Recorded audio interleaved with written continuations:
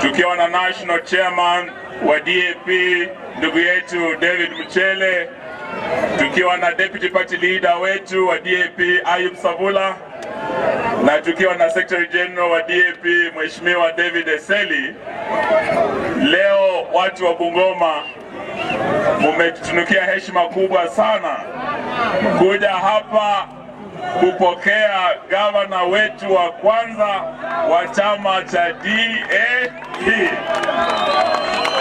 na jina lake ni Wycliffe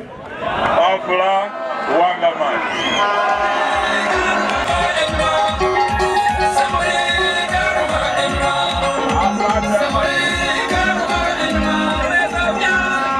Ungependa sasa mumsikize gavana wetu Wycliffe Wangamati?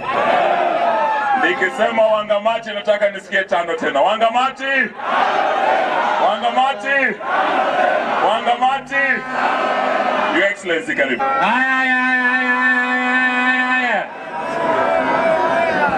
Bwana Yesu asifiwe. Bandefu mlembe. Vijana oe. Vijana oe. Vijana tibim. Vijana telala. Mimi ni kuwashukuru siku ya leo. Mzee Jack Tuma pia amehama, amekuja DAP. Asante sana. Asante sana. Asante sana. Asante sana Commissioner.